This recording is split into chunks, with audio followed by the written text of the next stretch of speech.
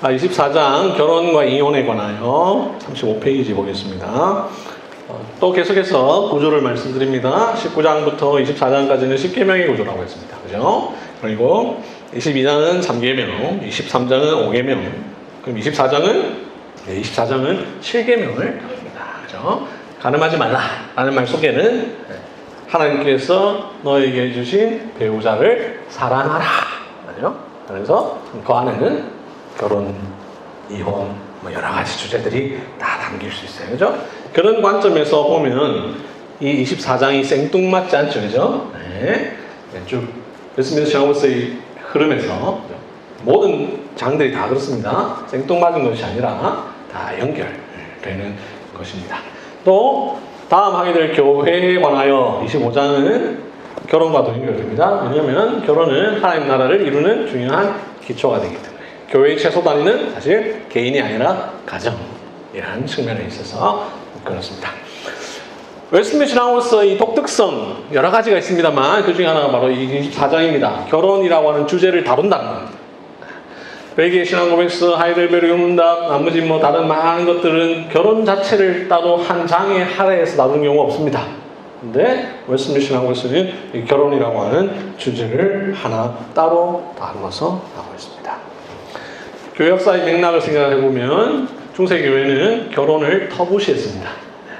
독신을 더 거룩하다고 생각했습니다. 독신 더 거룩합니까? 아니잖아요. 그죠? 우리 결혼한 사람은 거룩하지 못한 사람입니까? 아니잖아요. 근데 중세교회는 혼자 살면 더 거룩하다 생각했어요.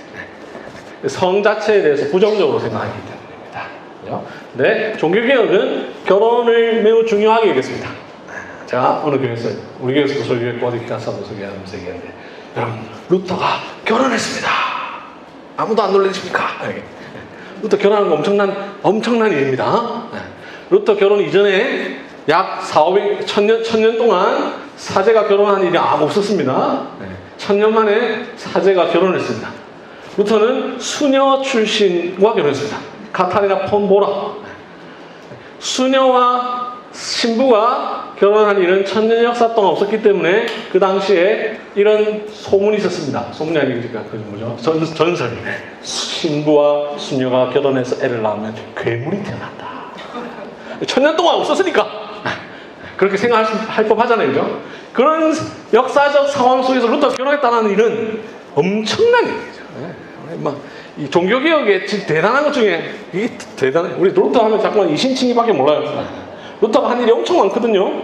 아까 우리 교범적 원리 듣지만 많이 했어요. 근데 루터가 고작 95개 왕만 붙인 거, 그 다음에 이신칭 이것밖에 몰라요. 네, 루터가 한 일 중에 결혼을 합니다. 엄청난 일. 오늘 같은 저출산과 비혼 시대에 특히 그리스도인 청년들이 중요하게 생각해야 될 가치입니다. 자, 1절 결혼 제도의 기본 원리. 1절은 기본적인 것 다릅니다. 결혼은 한 남자와 한 여자 사이에 이루어지는 것이다. 당연하죠, 그렇죠? 동성애 반대 할 필요 없습니다. 오해하지 마십시오. 반대하지 말라면 당연한 겁니다. 한 남자와 한 여자 사이. 너무 오버해가지고 우리 교단 헌법에 동성애를 금지하는 법을 넣어야 된다. 뭘 넣습니까? 한 남자와 한 여자가 하는 것이 성경적이라고 이미 해놨는데 그 안에 어긋나는 건 다 죄인데 다 있는데 뭐하려고 더 붙입니까? 그걸 더하는 것은 설명이 좀 부족하다 할 때 더 붙이는 거지. 이미 다 있는 것입니다.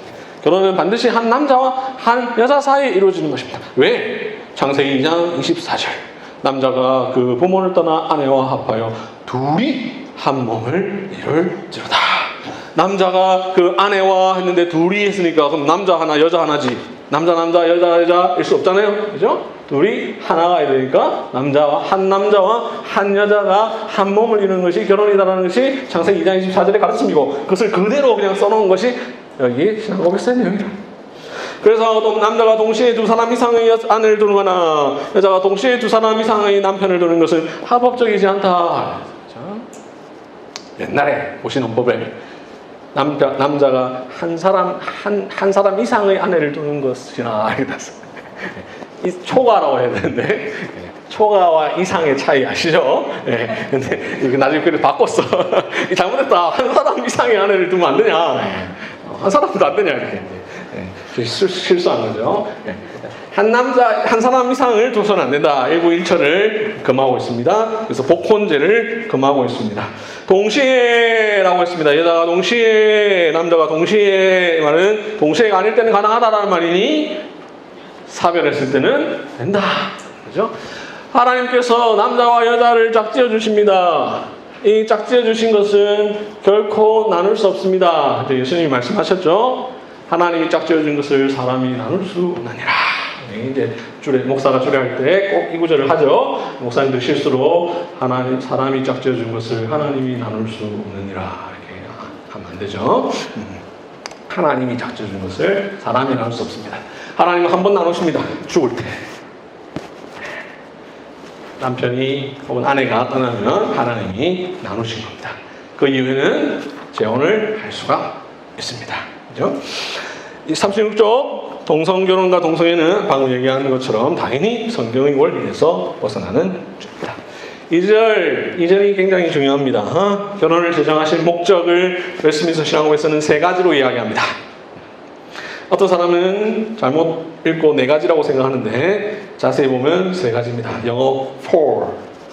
왜냐하면 이유를 설명할 때 이야기하는 거죠. for가 3번 나옵니다. 두 번째 거는 2개를 연결시키고 있습니다. 첫 번째, 결혼은 남편과 아내가 서로 돕기 위하여. 이것도 역시 성경에 있는 말 그대로 쓴 거죠. 내가 너를 위하여 돕는 배필을 지으리라 하는 창세기 2장 18절 말씀. 근거 구절에 다 나와 있습니다. 우리 웨스트민스터 신앙고에서는 성경을 아주 잘 요약해 놓은 거예요. 성경과 교리는 분리되지 않습니다. 성경을 그대로 얘기하는 거예요. 웨스트민스터 신앙고에서 가지고 얘기하면 저 사람 교리를 얘기한다. 아니 성경을 가지고 얘기하면 꼭 성경을 얘기하는 거고 이걸로 얘기하면 성경을 얘기하는 게 아닙니까? 아닙니다. 성경입니다. 첫 번째, 남편과 아내가 서로 돕기 위해. 두 번째, 합법적인 방식을 통한 인류의 번성과 거룩한 자손을 통한 교회의 확장을 위하여. 이것이 바로 25장과 연결됩니다. 교회에 관하여. 결혼은 하나님께서 인류를 번성시키시고 특별히 신자에게 있어서 거룩한 자손을 통하여 교회를 확장시킵니다. 저는 이제 하나님 앞에서 죄인이다 이렇게 얘기한다.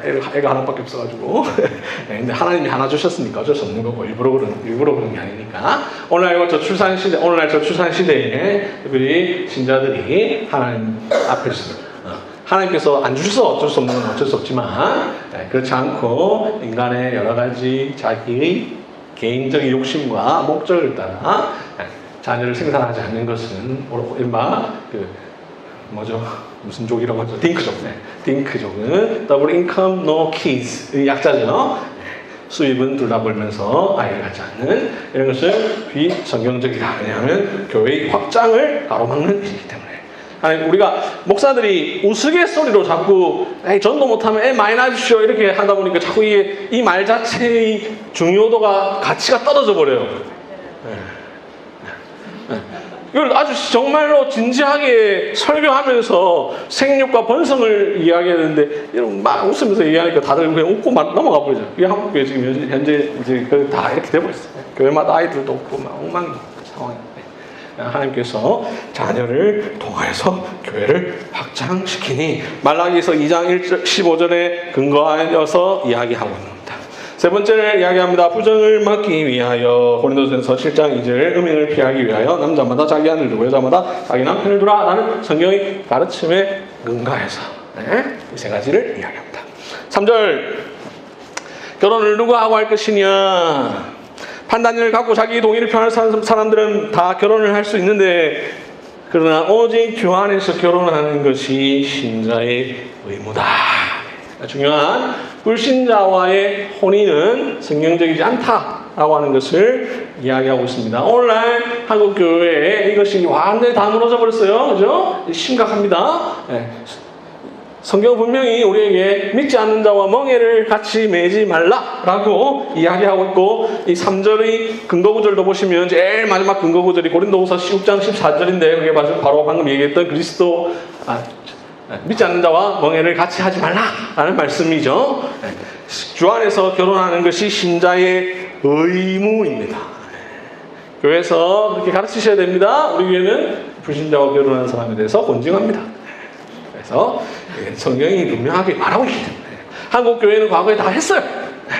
교회가 엉망진창이 되면서 다 사라져버려서 그렇지 불과 60년대만 하더라도 70년대만 하더라도 다 했어요.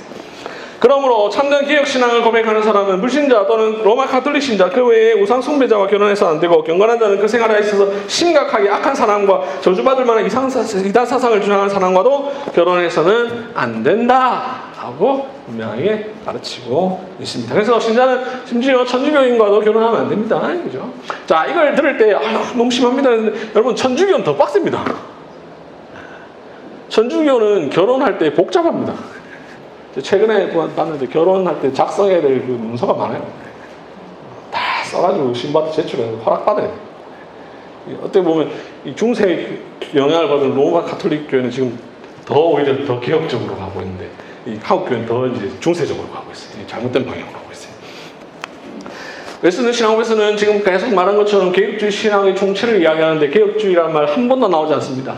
개혁이란 말 한 번도 안 나왔습니다. 딱 한 번 여기 나옵니다. 개혁신앙을 고백하는 사람은 참 특이한 상황입니다. 왜 그럴까? 저도 모르겠지만 어쨌든 매우 중요하다는 것을 우리는 여기서 한번 생각해 볼 수 있습니다. 4절 근친혼 금지 말씀에 금지된 가까운 친척이나 인적 관계 안에서는 결혼할 수 없다 하면서 쭉 너무나 당연한 것을 우리에게 이야기하고 있습니다. 38페이지 보시면 써있는 내용처럼 오늘 우리에게 별로 와닿지 않습니다. 왜냐하면 너무나 당연하기 때문에. 하지만 인류 역사 가운데 그렇지 못한 시대가 있었고 이것이 작성되던 시대만 하더라도 그런 경우들이 종종 있었기 때문에 그렇죠. 자, 5절 6절은 이제 아까 제가 하나 살짝 하나 던져 놨죠. 그죠? 제가 웨스민스터 신학원서를 99%를 동의하지만 조금 동의 안 하는 내용도 있다. 이렇게 말씀을 드렸어요. 자, 그러다 여러분 오해하지 마십시오. 웨스민스터 신학원서 가르치러 와놓고 이것이 뭐 문제가 있다고 얘기하면 어떡합니까? 이렇게 생각할 수 있는데 그게 아니고요. 예, 문제가 있을 수도 있고 없을 수도 있죠. 그죠? 예, 완벽한 건 아니니까 우리가 하나님 말씀 외에 완벽한 건 이 세상에 없습니다. 그죠? 근데 이제 저는 기본적으로 웨스민스터 신학원서가 아주 탁월하다라는 것을 여러분들이 아주 강조합니다. 그죠? 중요하게 얘기하면서 여기서 한번 보자. 5절 약혼한 후에 범한 간음이나 간통이 결혼 전에 드러나면 순결한 측에서 약혼을 파기할 수 있는 정당한 근거를 준다. 여기서 일단 저는 이해가 안 됩니다. 제가. 자, 왜냐? 약혼이 규례가 아니기 때문에. 약혼이 규례입니까? 그러니까 그러면 우리도 지금 약혼을 다 해야 돼. 그죠? 근데 안 하잖아요. 약혼 하는 사람도 있고 안 하는 사람도 있고. 그죠? 그래서 이제 의문이 딱 생기죠. 잘한 의문을 다 던져봅니다. 자, 우리가 지금 제가 진행하는 이 방식은 여러분들이 웨스민스터 신학원서를 아주 존중하되 항상 이런 좋은 것도 읽을 때 이해력을 갖고 분별력을 갖고 그런가 아니한가 한번 살피면서 보자는 거죠. 여러분 평소에 모든 거 다 그렇게 설교를 들을 때도 그렇다고 부정적으로 나쁘고 아주 제대로 하고 있네 이런 게 아니고 그죠? 분별력을 가지고 의문이 들잖아요. 자, 의문이 들지만 한번 그래도 의문이 들면서도 그래도 뭐 이유가 있겠지. 그래서 근거절을 딱 보니까 마태복음 1장 18절부터 20절이야. 그 찾아보니까 예수님의 아버지 요셉이 마리아와 정혼한 사실을 알고 정혼하였는데 마리아가 임신한 사실을 알고 가만히 끊고자 하더니라는 말씀이 이게 오늘날 우리에게 적용할 수 있을까? 의문이 딱 생깁니다. 왜냐하면 그는 그 시대에만 한정적으로 적용되는 내용이에요. 그죠? 네. 그리고 그 내용이 마리아를 보호하기 위한 그런 것과 관련되는데 이렇게 말하기 조금 의문이 되지 않느냐 하고 하는 것을 이야기합니다. 그래서 제가 의문을 가진다는 겁니다. 여러분 동의 안 하시면 동의 안 하셔도 됩니다. 여러분들은 웨스민스터 신학원서가 더 맞다고 생각하시면 또 그렇게 생각하시면 됩니다. 결혼한 후 그다음 보겠습니다. 결혼 후 간음의 경우 순결한 측에서 이혼 소송을 제기하는 것은 합법적이며 이혼한 후에는 범죄한 측이 죽은 것과 마찬가지로 다른 사람과 결혼하는 것은 합법적이다. 이 부분도 제가 의문을 가집니다. 자, 저는 결혼 절대 불가론자입니다. 결혼 절대 안 된다. 자, 교회 역사상 이혼과 관련해서 제가 결혼은 절대 안 된다 했습니까? 이혼 죄송합니다. 제가 말하면서 목이 이상했다. 이혼 절대 불가론자. 이혼은 절대 안 된다. 교회 역사 속에서 3가지 정도가 있었어요. 이혼에 대해서 절대 불가론. 이혼은 언제나 가능한. 그리고 이혼은 일부 불가론. 아까 정당 전쟁론하고 비슷해요, 그죠? 항상 그런 입장들이 다 있었어요. 근데 이제 저는 절대 불가론자. 왜냐? 근거가 있어요, 항상, 그죠? 하나님이 짝지어 주신 것을 사람이 나눌 수 없다라는 것을 인정합니다. 저는 하나님이 사람을 두 사람 부부를 나누는 경우는 딱 하나, 사별이라고 생각합니다. 그러면 간음의 경우는 성경에 간음한 영고 외에 아내를 버리는 자는 간음한 자니라 이 말이 있죠, 그죠? 그것 때문에 이렇게 표현하거든요. 근데 의문이 드는 거죠. 성경에 간음한 영고 외에 아내를 버리는 경우는 간음했다고 했지.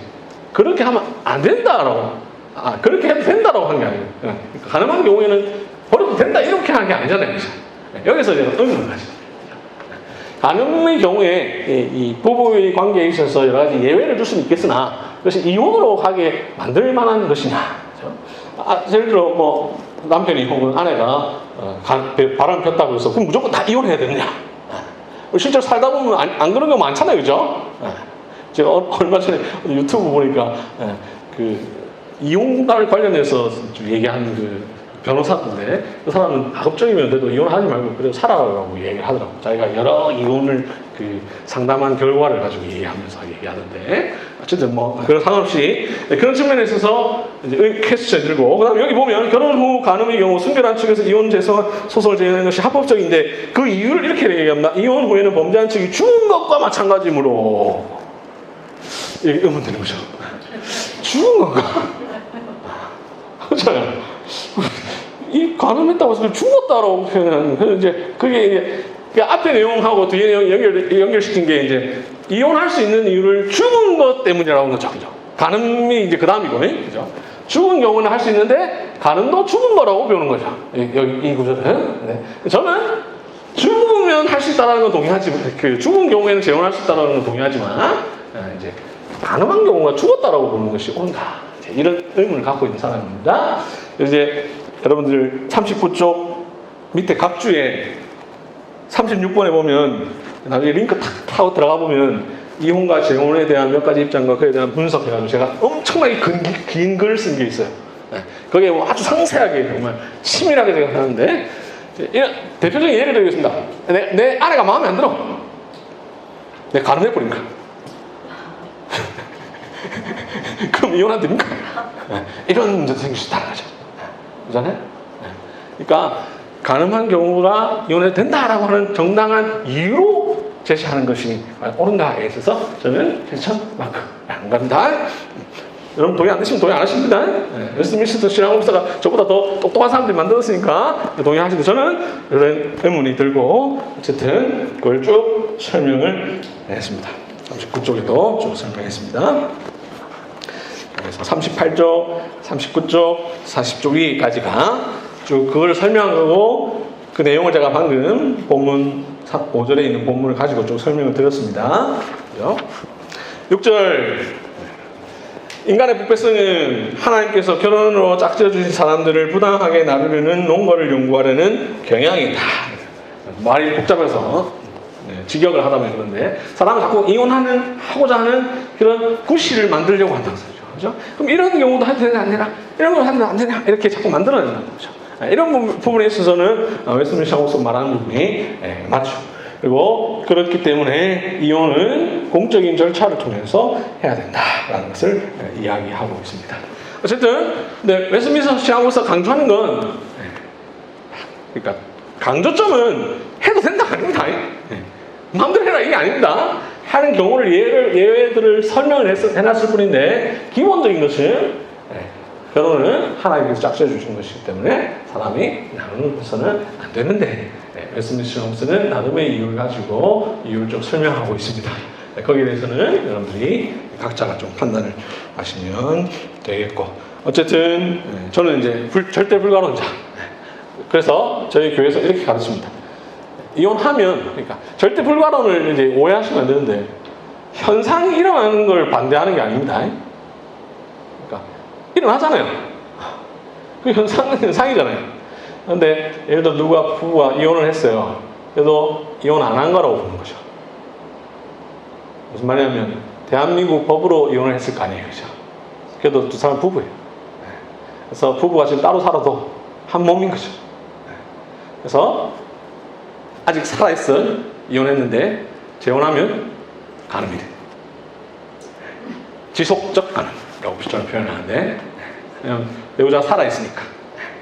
그러면 이제 지금 이거는 이제 간음 아닌 경우도 다 포함된 거, 간음도 포함된 건데 간음 외에 나머지 거는 여러분도 다 당연히 동의하셔야 되고 웨스트민스터에서 동의하는 겁니다. 그지? 간음 아닌 거, 간음은 좀 빼놓고 나머지 이유로 성격 차나 어떤 이유로 이혼한 것은 죄고, 그리고 사별하지 않아, 그러니까 아직까지 그 배우자가 살아있을 때 다른 사람과 재혼하는 것은 간음이 되는 거죠. 그럼 어떻게 되느냐? 성경에 보면 합치든지 아니면 그대로 지내든지 하라. 그래서 저희 교회에서는 이혼한 경우에 이제 계속 혼자 살으라고. 그래서 교인들 앞에도 이분 참 좋은 사람이지만 누구를 소개시켜 주지는 마라. 그리고 가급적이면 본인이 싫어서 안 합치려고 하지만 합칠 수 있도록 최대한 기도해 주라. 그대로 지내는 거는 뭐 성경적이니까.